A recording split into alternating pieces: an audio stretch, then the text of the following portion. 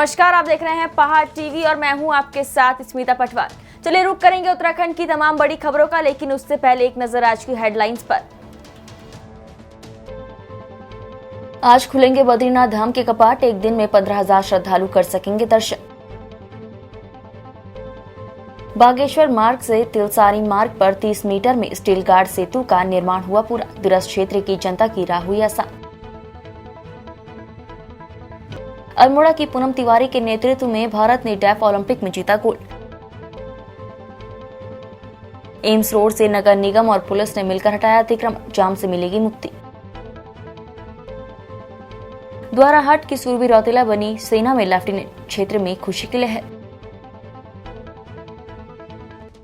उत्तराखंड की विश्व प्रसिद्ध चारधाम यात्रा का आगाज 3 मई को गंगोत्री यमुनोत्री के कपाट खुलने के साथ ही हो गया था। शुक्रवार 6 मई को बाबा केदार के कपाट भी खुल गए। अब आज 8 मई को बद्रीनाथ धाम के कपाट खुलेंगे। 8 मई को सुबह करीब 6 बजे बद्रीनाथ धाम के कपाट खोल दिए जाएंगे। अल्मोड़ा के द्वाराहाट की बेटी ने उत्तराखंड का नाम रोशन किया है। द्वाराहाट के विजयपुर गांव की सुरभि रौतेला का चयन भारतीय सेना में लेफ्टिनेंट पद पर हुआ है। उनकी इस सफलता से क्षेत्र के लोगों में खुशी की लहर है। सुरभि रौतेला की प्रारंभिक शिक्षा नगर के द्वाराहाट, KPS, यूनिवर्सल कॉन्वेंट और हल्द्वानी स्थित निर्मला कॉन्वेंट से हुई। उसके बाद सुरभि ने इंजीनियरिंग कॉलेज द्वाराहाट से सिविल से B.Tech किया। सुरभि ने बताया कि 23 मई से चेन्नई में उनकी ट्रेनिंग शुरू होगी। सुरभि ने अपनी सफलता पर गुरुजनों के साथ माता पिता, दादा दादी का विशेष सहयोग बताया। उन्होंने कहा कि खुद पर विश्वास और मेहनत से ही वो इस पद के लिए चयनित हुई हैं। ऋषिकेश की एम्स रोड पर पिछले काफी समय से रेहड़ी, ठेली और एम्बुलेंस के द्वारा अतिक्रमण किया हुआ था। लगातार शिकायत मिलने के बाद SSP के निर्देश पर नगर निगम ऋषिकेश की टीम ने पुलिस के साथ मिलकर अतिक्रमण को हटा दिया है। ऐसे में अब लोगों को आवाजाही में किसी भी तरह की दिक्कत नहीं होगी। SSP देहरादून की ओर से एम्स के आसपास रोड के किनारे कोतवाली पुलिस के मुताबिक अतिक्रमण हटाने को लेकर निर्देश जारी किए गए थे। स्थानीय पुलिस ने नगर निगम की टीम के साथ शुक्रवार को बुलडोजर के माध्यम से सड़क किनारे से अतिक्रमण को हटा दिया। इस दौरान कई झोपड़ियों से संचालित दुकानों को ध्वस्त किया गया। कोतवाली पुलिस के मुताबिक चारधाम यात्रा सीजन के दृष्टिगत राष्ट्रीय राजमार्ग और राजकीय राजमार्गों पर किए गए अतिक्रमण के विरुद्ध कार्यवाही करने के लिए SSP की ओर से आदेशित किया गया था। अनुपालन में प्रभारी निरीक्षक कोतवाली रवि सैनी की मौजूदगी संयुक्त टीम ने एम्स रोड के किनारे अवैध रूप से झुग्गी झोपड़ी, रेहड़ी, ठेली, फड़ और दुकानें लगाने वालों के खिलाफ कार्यवाही करते हुए अतिक्रमण हटाया। ब्राजील में चल रहे डेफ ओलंपिक में भारत ने पहली बार बैडमिंटन में गोल्ड मेडल जीता है। भारत ने फाइनल में जापान को 3-1 से हराकर गोल्ड पर अपना कब्जा किया। ब्राजील में डेफ ओलंपिक आयोजन किया जा रहा है, जिसमें अल्मोड़ा की पूनम तिवारी चीफ कोच के रूप में भारतीय टीम का नेतृत्व कर रही हैं। पूनम तिवारी के नेतृत्व में स्वर्ण पदक जीतने पर उनके गृह नगर अल्मोड़ा में भी खुशी की लहर है। उत्तरांचल बैडमिंटन संघ के सचिव BS मनकोटी ने बताया कि बैडमिंटन चैंपियनशिप के फाइनल में भारत की टीम ने जापान को 3-1 से हराकर गोल्ड मेडल अपने नाम किया है। उन्होंने बताया कि ओलंपिक में पूनम तिवारी चीफ कोच के रूप में भारतीय बैडमिंटन टीम का नेतृत्व कर रही है। इसी के साथ सोनू आनंद सहायक कोच के रूप में टीम में है। इस ओलंपिक में टीम चैंपियनशिप खेल चुकी है, जिसमें 4 पुरुष और 4 महिलाओं ने भाग लिया है।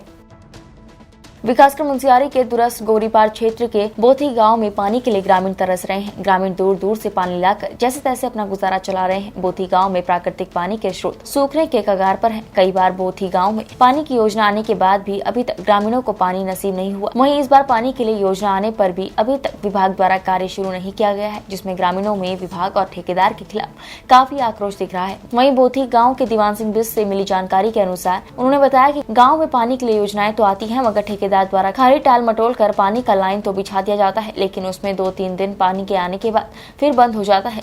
इस बार नई योजना आने के बाद भी करीब 5 महीने से भी अधिक का समय बीत चुका है, लेकिन अभी तक पानी का कार्य शुरू नहीं किया गया है। अगर 1 सप्ताह के भीतर पानी का कार्य शुरू नहीं किया गया तो बोथी गाँव के समस्त ग्रामीणों द्वारा विभाग और ठेकेदार के खिलाफ धरना प्रदर्शन किया जाएगा। अवैध और अपात्र राशन कार्ड को लेकर जिला खाद्य आपूर्ति विभाग बॉडी सख्त हो गया है, जिसके मद्देनजर खाद्य आपूर्ति विभाग द्वारा ऐसे राशन कार्ड धारकों को अपने राशन कार्ड सरेंडर करने के लिए 31 मई तक का समय दिया है। जो राशन कार्ड धारक उस राशन कार्ड के पात्र नहीं है या जिनका राशन कार्ड राष्ट्रीय खाद्य सुरक्षा अधिनियम का उल्लंघन करता है। जिला खाद्य आपूर्ति अधिकारी के S कोहली ने बताया कि जिले में ऐसे राशन कार्ड धारकों के खिलाफ विभाग द्वारा अभियान चलाना सुनिश्चित हुआ है। जो राशन कार्ड धारक उस राशन कार्ड के पात्र नहीं है जिसका प्रयोग वो कर रहे हैं, उनको कहा कि इसके लिए विशेष तौर से 1 जून से अभियान प्रारंभ किया जा रहा है, जिसके मद्देनजर राशन कार्ड धारकों से अपील की जा रही है कि वो राज्य में जारी किए गए राज्य खाद्य योजना, राष्ट्रीय खाद्य सुरक्षा अधिनियम और अंत्योदय में से जिस भी राशन कार्ड के धारक हैं, उसके संबंध में वो अपनी सभी दस्तावेज जिला कार्यालय में उपलब्ध कराएं।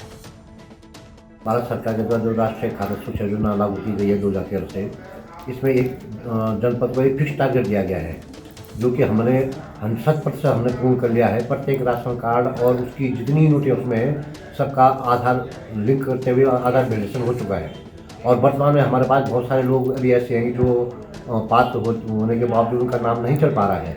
तो इस स्थिति को देखते हुए शासन से राशन कार्ड का सत्यापन कार्य हेतु निर्देश जारी किए गए। इसी क्रम में जो निर्देश दिए गए सबसे पहले तो ये है कि कुछ लोग ऐसे हैं जो पात्रता श्रेणी से बाहर हो चुके हैं। तो ऐसे लोगों से अपील की जा रही है कि वो अपना कार्ड स्वेच्छा से सरेंडर कर दें, ताकि जो पात्र लोग वंचित रह गए इस योजना से उन लोगों को उसमें सम्मिलित किया जा सके। तो अभी जिलाधिकारी महोदय की तरफ से भी इसमें 31 तारीख का टाइम बाउंड किया गया है कि 31 तारीख तक लोग स्वेच्छा से अपना राशन कार्ड सरेंडर कर दें। अन्यथा 1 जून से जब हमारा सत्यापन डोर टू डोर सत्यापन कार्य शुरू होगा, उसमें यदि कोई कार्ड धारक ऐसा पाया जाता है कि वो श्रेणी के लायक वो पात्र नहीं है, तो उसके विरुद्ध विधिक कार्रवाई भी की जा सकती है। और जो अब तक उसने जितना लाभ लिया है उस कार्ड पे, उसकी कार्रवाई भी की जा सकती है। गरुड़ क्षेत्र के दूरस्थ गांव तिलसारी में स्टील गार्डर पुल का निर्माण कार्य आखिरकार पूरा हो गया। आपको बता दें कि 1 करोड़ 24 लाख की लागत से बन रहे इस पुल का निर्माण कार्य वर्ष 2019 में शुरू हुआ था, लेकिन वर्ष 2020 में इस पुल निर्माण कार्य के ठेकेदार मनोहर सिंह घड़िया के आकस्मिक निधन हो जाने से इस पुल निर्माण का कार्य रुक गया था, जिसके बाद मनोहर घड़िया के पुत्र रवि घड़िया द्वारा इस पुल निर्माण का कार्य फिर से सुचारू किया गया और पिछले वर्ष से युद्ध स्तर पर कार्य कराकर आज जनमानस के लिए इस पुल का शुभारम्भ कर दिया गया। आज प्रधानमंत्री ग्रामीण सड़क योजना के अंतर्गत जो तिलचारी गागरीकोल तिलचारी मोटर मार्ग में ये पुल का जो निर्माण हुआ, उस पुल का शुभारंभ आज किया गया, क्योंकि इस क्षेत्र के बहुत सारे हमारे जो ग्राम सभा तिलचारी है, ग्राम सभा मटे है और करीबन 1,500 की जो हमारी जनता है, वो क्योंकि बरसात होने से यहाँ पर दिक्कत होती थी। आज इस पुल का विधिवत रूप से शुभारंभ किया गया और जिससे यहाँ के हमारे तिलचारी मटे उनखुली सभी लोगों को इसका लाभ होने वाला है।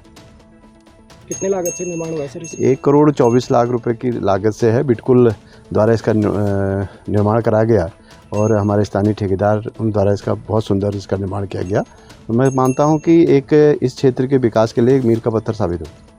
सर, जो कि काफ़ी समय लग गया था इस पुल के निर्माण कार्य में, तो आखिर वजह क्या रही? क्या कोविड काल इसकी खासी वजह रही थी? कोविड काल भी इसका एक वजह रही थी, कोविड होने की वजह से भी, और एक बहुत ही दुर्भाग्य भी हम लोगों का रहा कि जो इसके ठेकेदार उस वक्त थे श्री स्वर्गीय मनोहर सिंह घड़िया जी, उनका आकस्मिक मृत्यु भी हो गई थी कोविड के कारण, जिससे ये उसमें कुछ देरी हुई। और आज उनके मैं बहुत बधाई उनके पुत्र को दूंगा कि उनके द्वारा अपने पिताजी का जो अधूरा कार्य था उसको पूरा करने का भी काम उन्होंने किया। पहले तो मैं पहाड़ टीवी का बहुत बहुत धन्यवाद करता हूं, जो कि आप इस शुभारंभ में हमारे पुल के शुभारंभ में आ जाए। 2019 में इस पुल का निर्माण कार्य के लिए टेंडर का हो गया था, जो कि काम शुरू हो गया था और काम युद्ध स्तर पर चल रहा था।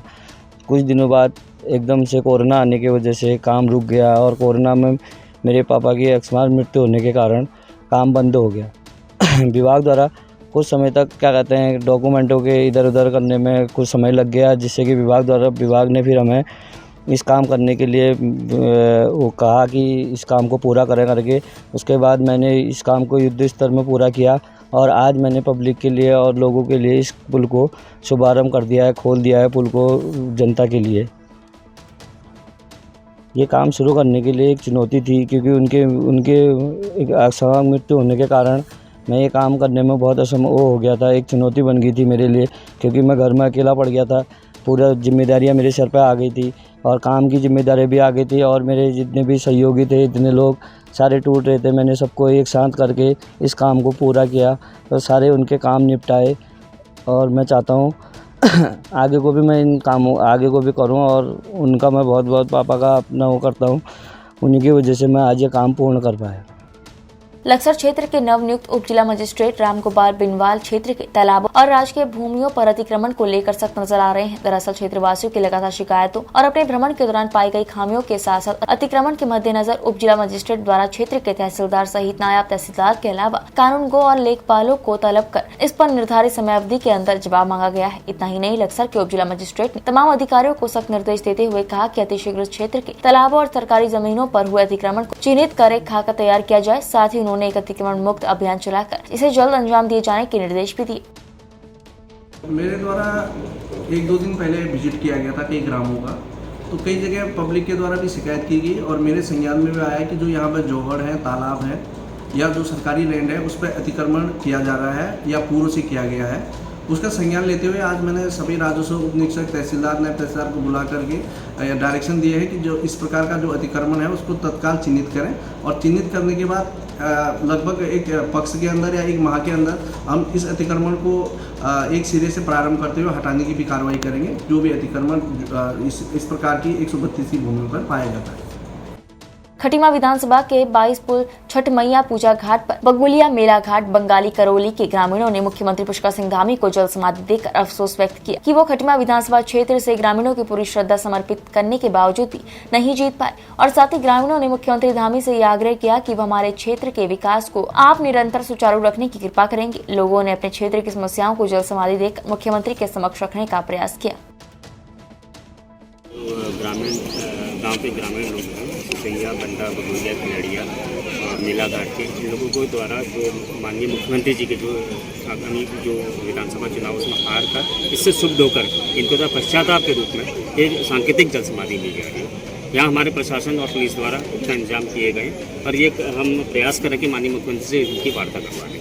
माननीय मुख्यमंत्री जी इसका संज्ञान ले लेंगे और एक सकारात्मक हल भी निकलवाएंगे। तो इनकी माननीय मुख्यमंत्री के शासन लेवल का मामला है, तो माननीय मुख्यमंत्री से हम वार्ता करवाएंगे इनकी, और माननीय मुख्यमंत्री में विश्वास है कि वो इसका कोई हल निकाल पाएंगे। प्रशासन के अधिकारी तो आए हुए हैं, एडीएम साहब की पहले वार्ता हुई थी, लेकिन अभी कोई वार्ता नहीं हुई है। अभी पत्रकार बंधुओं से हमारी वार्ता हो रही है। अभी एडीएम साहब आएंगे हमसे बात करने के लिए, एडीएम साहब बात करेंगे और मुख्यमंत्री से हमारी बात करा करके जब तक उनके द्वारा आश्वासन नहीं मिलेगा तब तक ये सांकेतिक जल समाधि का हमारा कार्यक्रम रहेगा, हम जल में करेंगे। आज आपको प्रायश्चित ये क्यों करना, हार गया, हराया गया उनके लिए? तो वो तो गलती हमारी कहीं ना कहीं कमी रही होगी जिसकी वजह से वो हार गए कि भाई हमसे गलती हो गई। गलती मान रहे हैं आप लोग अपनी, इसीलिए प्रायश्चित कर रहे हैं। हम लोगों ने अब मुख्यमंत्री से चाहते हैं कि हमसे वो बात करें और हमारी जो समस्याएं हैं जो चुनाव के पहले उन्होंने वादा किया था उसको पूरा किस विषय में बात करें? आश्वासन दे कि हम आज आ रहे हैं कि कल आ रहे हैं कि परसों आ रहे हैं, कब बात करेंगे वो हमें समय दें कि हम आपसे मिलेंगे। और समस्याएं जल भराव की समस्या है। दूसरी समस्या वो जो हम बैठे हुए हैं राजस्व की भूमि पर या सिंचाई विभाग की भूमि पर या वन भूमि पर, हम ये जानना चाहते हैं उसका वो सीमांकन कराएं और सर्वे कराएं उस चीज। राजस्व विभाग की जो भूमि है वो उसका हमें पट्टा बनाएं, उसका नियमितीकरण करें।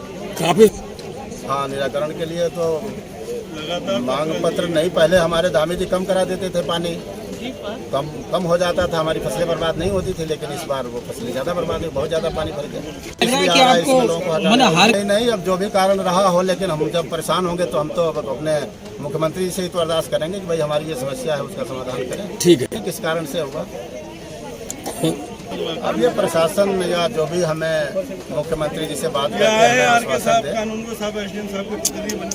वो हमसे आश्वासन मिल जाता है तो हम यहाँ से प्रस्थान कर देंगे।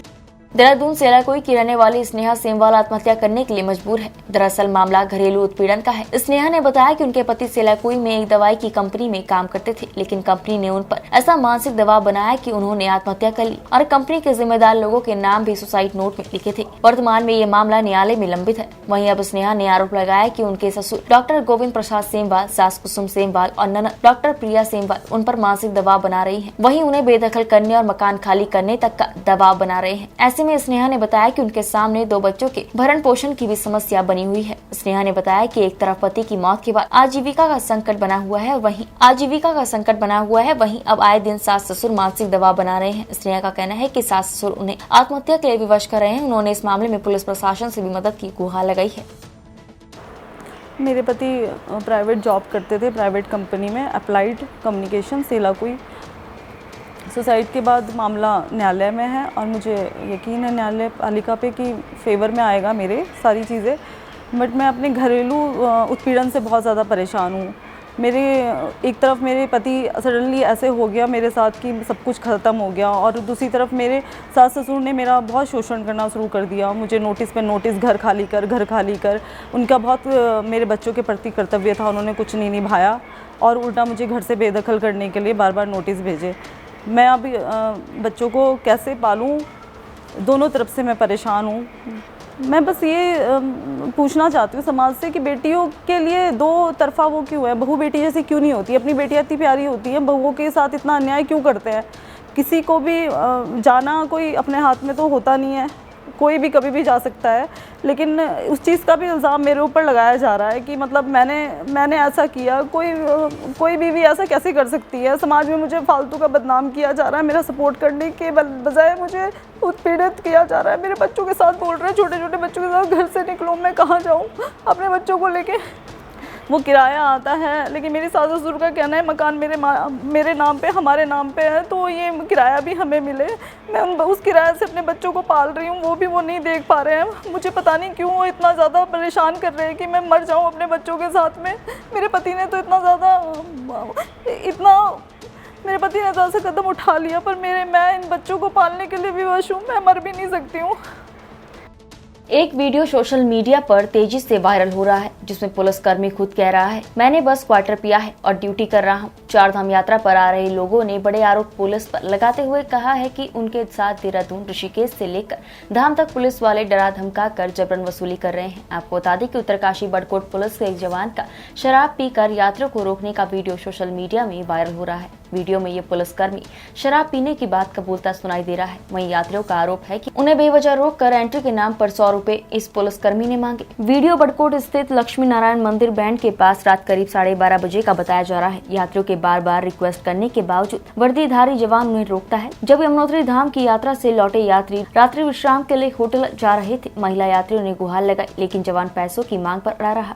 इस मामले में उत्तरकाशी के एसपी अपहरण यदुवंशी ने एसओ और सीओ को जल्द जांच कर रिपोर्ट सौंपने को कहा था। अब इस मामले में अशोक कुमार, पुलिस महानिदेशक उत्तराखंड, ने संज्ञान लेते हुए उपरोक्त प्रकरण की जांच कराए जाने के लिए पुलिस अधीक्षक उत्तरकाशी को निर्देशित किया था। जांच में ये पुलिसकर्मी अंकुर चौधरी थाना बड़कोट का होना पाया गया है, जिसको तत्काल प्रभाव से निलंबित कर दिया गया है। सुरक्षित और सुगम यात्रा के लिए उत्तराखंड पुलिस कटिबद्ध है।